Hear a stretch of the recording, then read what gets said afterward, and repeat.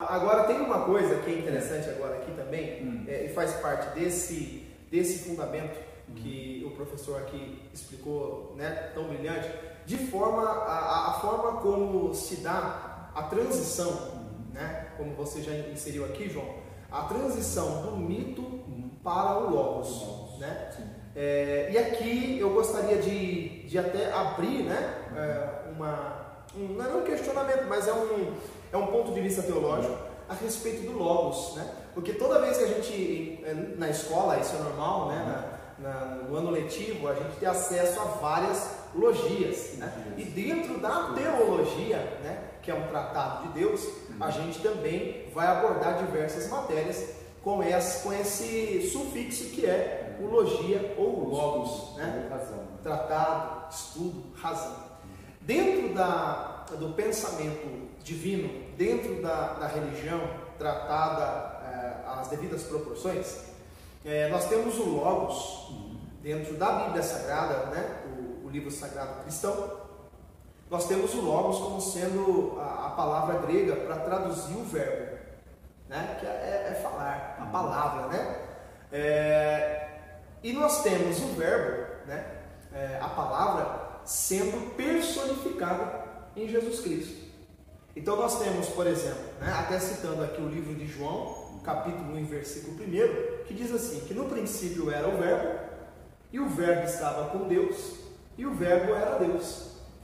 Como o Novo Testamento todo ele foi traduzido para o grego, né, partindo da sua língua natural, ele foi traduzido para o grego, e aí nós temos a tradução da palavra verbo como logos. Então nós temos no princípio era o logos, e o logos era Deus, né? Ele estava no princípio com Deus. Quem era o logos? O verbo. Quem é o verbo? O Filho, o Deus Filho, dentro do pensamento da Santíssima Trindade. E aqui, João, aí é interessante a gente notar a relação que há entre fé e razão. Já que o logos é a razão, né? E ele está perfeitamente inserido no contexto religioso como o verbo de Deus, a palavra, a sabedoria, então a gente já tem uma conexão aqui íntima do logos, né? Do tratado de Deus, da sabedoria, da palavra, com a própria religião, com a própria dimensão espiritual que nós chamamos do cristianismo, tá? Então é interessante a gente ver essas conexões. Só corroborando um pouco a fala sua, aí eu volto novamente à Idade Média, pego de novo Agostinho e tento entendê-lo. Agostinho, uma das suas falas, ele vai dizendo: quanto mais eu conheço, mais eu aproximo de Deus, porque o conhecimento para ele era justamente uma centelha de revelação de Deus ao homem. Seria aquela ideia, né? A base, você sabe muito mais que eu, que a base da religião é não só a fé, como a revelação de Deus ao homem. E dentro da filosofia, a base dela é o conhecimento mediante a razão, né? Ela está sempre buscando entender o mundo, só que dentro dessa perspectiva agostiniana, quanto mais eu conheço, mais eu me aproximo de Deus, né? Mais em Deus eu estou. Como se o ato do conhecer já fosse essa, não sei se eu usaria epifania, ou participação de Deus em mim, ou de mim em Deus, né? Então aí entra um pouco na teologia. Mas só voltando a essa ideia que a gente está discutindo, é bem legal pensar, então a gente já chegou a tentar responder essa pergunta, né? Fé e razão caminham juntas? Ao nosso olhar, ou ao meu olhar, sim. Não tem como a gente questionar que não. Aí volta ao ser humano de novo, porque filosofia mexe muito com a natureza humana. E a gente sabe que o ser humano é um ser de conflito. Então, embora a gente tenha toda essa amarração científica, etimológica, teológica, filosófica e até sociológica, vamos dizer assim, volta e meia o homem às vezes esbarra em algumas questões, né? Porque ele é multidimensional. Então, ao mesmo tempo que não ser de religião, de crença, de fé, às vezes ele dá mais vazão ao conhecimento científico, mais no sentido o aqui e agora, né? O imediatismo do comprovar aquilo que eu quero ver. O famoso São Tomé, ver para crer, né? Para crer. Mas aí a gente vê que na religião é outro patamar, né? Eu não ver e crer, assim. Eu dar um passo de fé, né? Que seria aí talvez um campo mais, uma explicação mais aí do seu lado, né? Mas é interessante pensar, não tem como fatiar o homem, tirar a emoção dele e ver ele só no âmbito da razão, ou vice-versa, tirar a razão e ver ele só no âmbito da emoção. Então nós somos os dois aspectos, né? Cabe a nós entender o equilíbrio, nem o excesso de um lado e nem o excesso do outro, mas saber aí ter essa conexão em que o homem é um ser de saber, mas também dotado da crença, da fé e dessa ligação que a gente chama de religião com Deus. Né? Acho que é um pouco dessa ideia. É muito válido também a gente aqui acrescentar o seguinte: além dessas conexões que há entre filosofia e religião no âmbito dos fundamentos, né, das bases, também há a questão também da própria didática e da própria formação.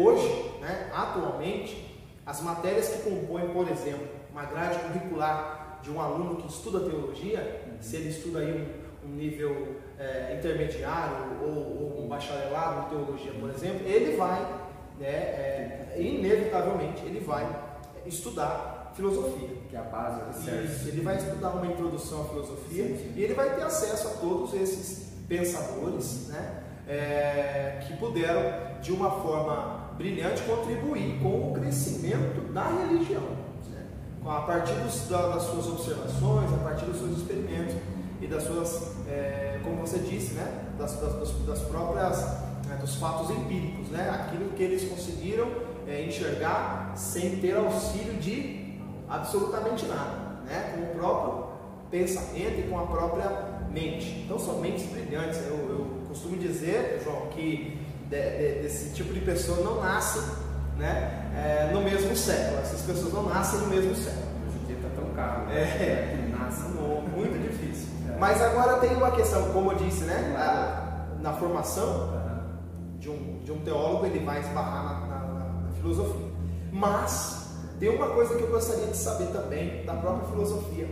Como que por exemplo, João, porque aqui a gente tem teólogos que também eram filósofos. Sim. Né? Nós citamos aqui Agostinho, nós citamos Tomás de Aquino, Spinoza, Abelardo, exato, e entre outros, né?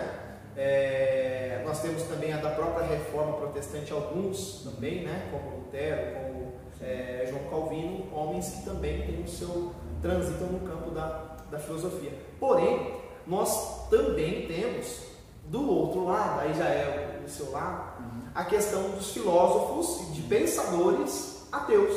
Sim. Né?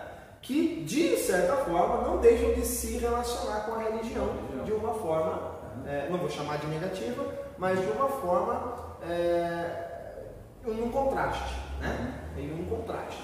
Ou seja, a mesma filosofia que consegue abordar e explicar alguns fatos concernentes à religião e a Deus, também serve, fomenta aqueles que não creem nesse ser superior. Né? Então, falar um pouco disso. Legal a pergunta, eu acho até interessante pensar um pouco nesses ambos os lados da filosofia. E pensar dentro dessa ideia, é interessante pensar que cada instituição, né, ou a religião, várias instituições que existem em sociedade, elas não são perfeitas, né? Elas são compostas de homens, de seres humanos, e eles, por natureza, né, são falhos. E aí, dentro da própria filosofia, a gente vai ter pensadores como Agostinho, Tomás de Aquino, entre outros, que vão fazer essa ponte mais direta com a religião. E outros não é que não vão fazer, mas que vão tecer um olhar mais crítico, né? E aqui eu trago um filósofo que também acho interessante suas colocações e estudos, né, que é o próprio Nietzsche, né? Que ele vai destacar algumas observações em relação não só à igreja, mas como vários sistemas que existem e que foram criados pelo homem que há dentro da sociedade. Então Nietzsche ele vai ter essa concepção do homem como um ser que deve viver a sua vontade, os seus instintos, né?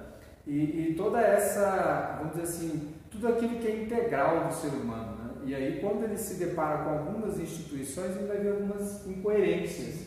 E a gente percebe a educação, né, ela não é perfeita no Brasil, assim como a igreja em si tem lá suas dificuldades e aos poucos estamos tentando aprimorar, porque a gente quer para Deus, no caso da igreja, o melhor, para a educação, o melhor ensino. Então, nesses vários campos, a gente vai ver que tem alguns pontos que às vezes deixa a desejar e algumas filosofias vão justamente colocar o dedo na ferida, né? E vão destacar que não são todos, mas é aquela ideia. A gente não pode pegar a parte pelo todo, mas tem alguns grupos dos quais se utilizam, né, da educação para desviar dinheiro, né? Não são todos, são poucos, mas às vezes se utiliza também da igreja, se esconde atrás da Bíblia, né? Fala de moral, mas vive a imoralidade. Então todos esses aspectos vão ser em dado momento ser vistos por Nietzsche, aonde ele vai criar o conceito de vontade de poder. O que é a vontade de poder? Que o homem, quando assume uma liderança, quase sempre dentro da visão dele, a gente tem essa vontade de controle, né? E esse controle nem sempre é legítimo, porque às vezes a gente aliena, a gente distorce aquela realidade e acaba sendo senhor e escravo, né? Essa sociedade que ela não é igual, onde um escraviza e o outro é subordinado e apenas segue aqueles princípios. Então Nietzsche acaba sendo esse filósofo amartelado, né? Por quê? Porque aonde ele vê um sistema, ele vai desconstruindo, porque ele percebe que aquilo ali tem coisas que não são boas, não, vamos usar o termo evangélico, não edifica. Sim, como se o sistema já estivesse por si só corrompido. E aí formasse pessoas também corrompidas. Mas aí eu volto à fala de Nietzsche, né? Ele não quer destruir por destruir, né? Ele fala dentro do seu pensamento que era um resgate do próprio homem que se perdeu ao longo da trajetória da humanidade, que viveu tantos sistemas, quer seja a moral, a política, a religião, vários outros sistemas, que ele deixou de ser ele mesmo. Ele foi aprisionado, reprimido e oprimido por várias questões ideológicas e que muitas das vezes de fato não seguiram seus princípios identitários de origem, né? E aí ele tece esses comentários, mas aí é aquela questão, cabe a cada instituição, né, instaurada em sociedade ver aonde está errando e buscar aprimorar e mudar, né? A mudança não é um ato de fraqueza, é um ato de sabedoria.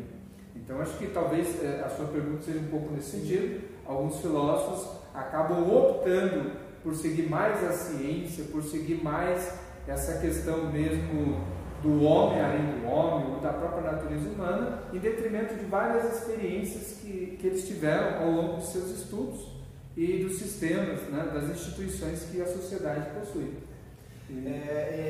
Agora as coisas começam a se desenhar, né? Eu tenho certeza que quem está observando, quem está assistindo, quem está compartilhando aí, de repente vê depois a ter acesso ao conteúdo, ao vídeo, né? Vai começar a entender melhor como que deve agir não apenas um líder, né, espiritual, um líder religioso, ou qualquer líder, né, como ele deve agir numa situação onde constantemente, né, a sua razão da fé, a razão do seu estudo vai ser colocado ali em xeque, vai ser colocado contra as cordas, né? Tem um filósofo que eu gosto muito, aí eu não saberia porque não é a minha área você chega até não é a minha área, não domino essa área. Eu sou, na verdade, eu sou um amante da boa cultura, João. Eu gosto muito de estudar, né? E tem um filósofo que tem uma frase dele que é muito conhecida, que é René Descartes, né? Onde ele diz: penso, logo existo. Gosto muito dele. Cogito, ergo sum. E aí, a frase de Descartes, ela pode ser traduzida dentro também da religião como sendo o ato da criação de Deus, mesmo que talvez Descartes não tivesse tido essa intenção, essa intenção, porque na criação de todas as coisas, biblicamente falando, a criação ela é a consequência da criatividade de Deus, né? Desse ser superior, todo-poderoso, da sua criatividade, né? E na sua criatividade e com o poder da sua palavra, Deus criou e ordenou. Ao contrário, por exemplo, do que diz Nietzsche, né? Que aqui ao meu ver agora, se Nietzsche estivesse aqui agora, eu acho que eu pegaria pela garganta e brigaria com ele. Mas, porque me pareceu assim que ele seja um tanto anacrônico, né? Como você disse, um desconstruidor de sistemas, para chegar ao indivíduo, o homem perdido. Isso, para chegar ao homem e ele resgatar essa potência que há nele, que foi reprimida ao longo da história. Pelos próprios sistemas. Sim. E aí, estou até brincando aqui, né? Me permita, jamais.